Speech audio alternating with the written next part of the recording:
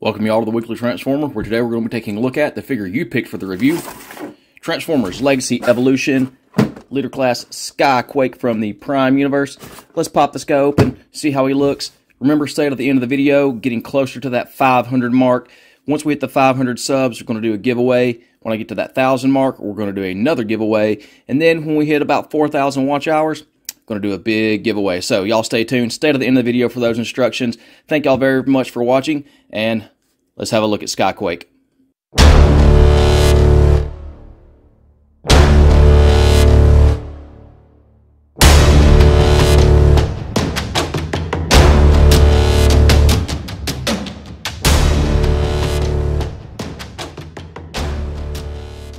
So, Skyquake. This dude is from the Prime Universe, and at first glance, I mean, yeah, but look a bit closer, and all I see is G1 Skyquake with a TF Prime paint job. Flat chest, G1. Boxy forearms, G1. Inverted wings on the back, G1. Even the face seems to be a mash of G1 and Prime Universe. The only thing about this guy that's really Transformers Prime are his boxy legs, and his minigun, and his sword. Segue to accessories. I like the way that the minigun has this fold-out handle on a ball joint. This allows him to hold the gun in both hands, which looks really cool. The only bad thing is in bot mode, there's nowhere to really store the gun. I mean, yeah, there's tons of 5mm ports, but it just looks weird no matter where you put it. Sword opens up like this, and it's okay, I guess. It seems kinda small for the size of the bot, and due to this ridge here, it can only be held in the can only be held in his left hand.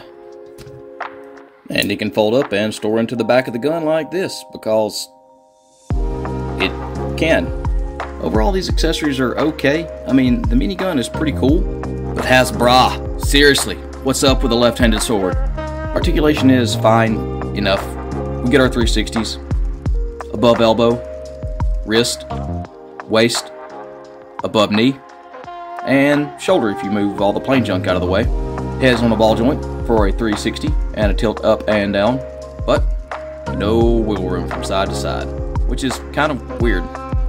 Over 90 at elbow with what I call the seeker hinge, and over 90 at the knee due to transformation. Arms go out all the way, and butterfly in. More on that later. Legs forward, back, and out all the way. So Van Damme, but no ankle tilt. I don't know what's up on my copy. His left leg ratchet is real nice and clicky, but his right, nothing. Oh, and if you untab the midsection, you get a pseudo ab crunch.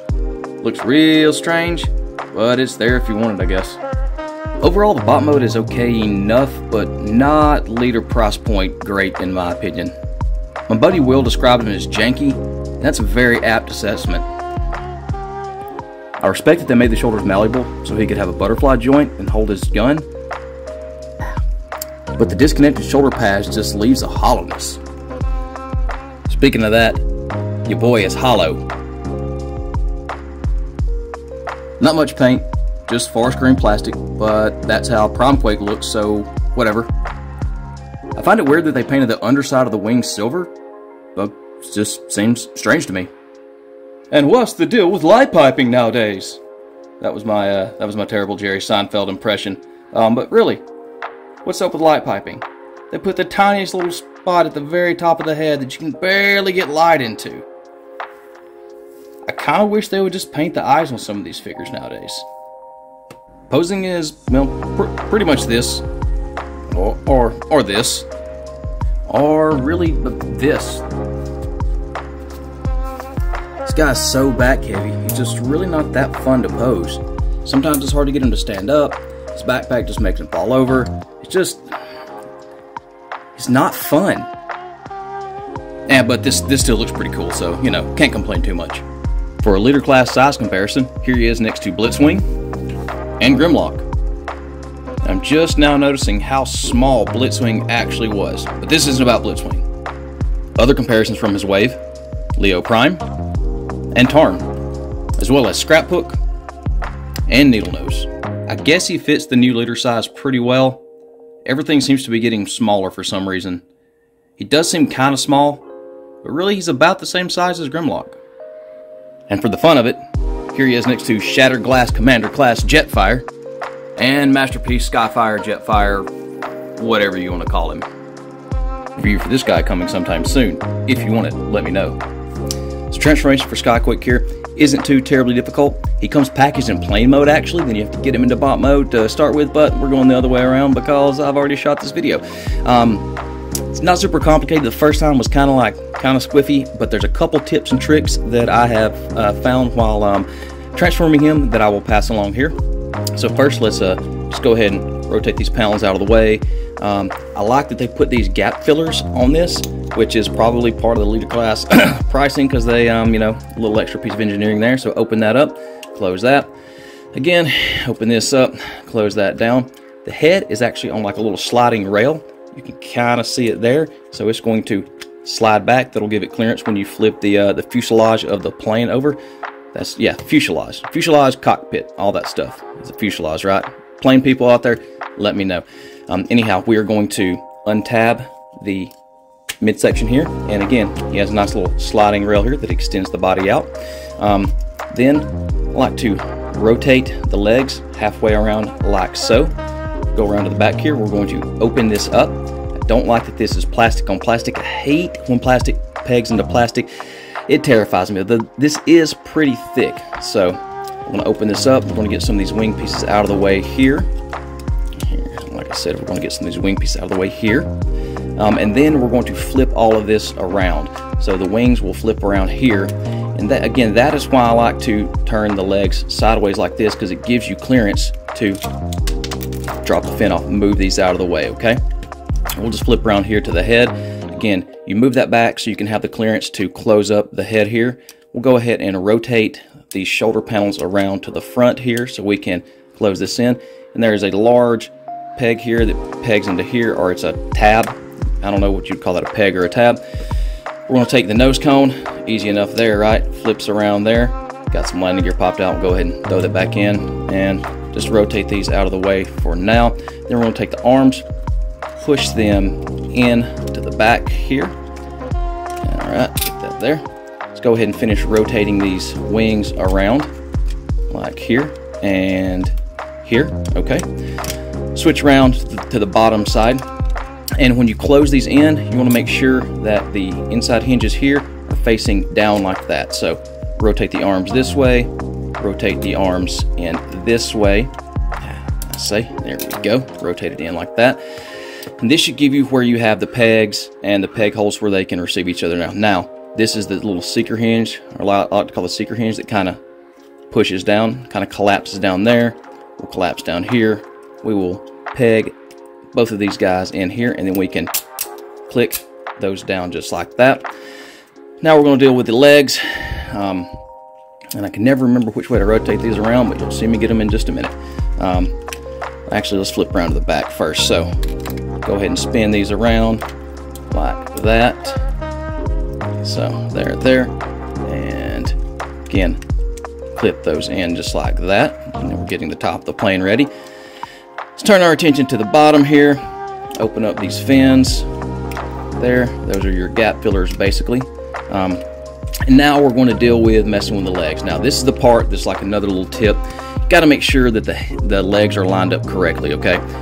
There's an inside hinge here that's your ratchet, and this is my loose one that never does good, and see, it's the good clicky one, this is the non-clicky one. So we're going to do the clicky one first because it's going to be easier to show this. We're going to flip that around like so, and then you're going to rotate the leg so it'll collapse in on itself, okay? Just like this. So we're going to rotate the leg around, collapse in, and then this is where this will be able to hinge up like that. So we collapse in like this. There is a peg here on the wing and of course a receiver there, and we will just peg the wing into that. Now the annoying one for me is this one, because we got to rotate this around, and actually kind of worked this time, so that's great. After I talked it up all bad, it's going to work. It's trying to prove me wrong here. So then again, we got the wing. It'll tab into there and there. Smush these feet down so it doesn't look like he's got toes there. Boom, boom. And then lastly, of course this guy came untabbed. Let's get him back in there. We will fix the front of the jet up Claps it down on it like this. And we have a jet mode. Jet mode here looks pretty cool, but I just can't help but see this is G1 Skyquake. The only real difference in Prime Skyquake and the G1 toy is this fuselage here. Cockpit opens up and there are seats inside, and that's pretty neat. I really love the landing gear, and I feel all jet bots should have landing gear. It just makes them look better than just sitting on their belly when they're on the ground. Weapons store underneath in jet mode, and this looks really great until you try to deploy the landing gear. The added height of the minigun underneath keeps the landing gear from touching the ground. I just really don't get why they did this. Why couldn't they make it recessed a little more, or make the gun a little bit smaller, or make the landing gear a little bit longer? This is the same thing that happened to, what's his name? Guy with the tank from the jet. Blitzwing. Same thing that happened to Blitzwing. I gotta say, if the bot mode didn't scream G1 Skyquake to you, this should. The fins, the paneling on the top, the large single engine, and the extra little cockpit here is definitely all G1 throwbacks.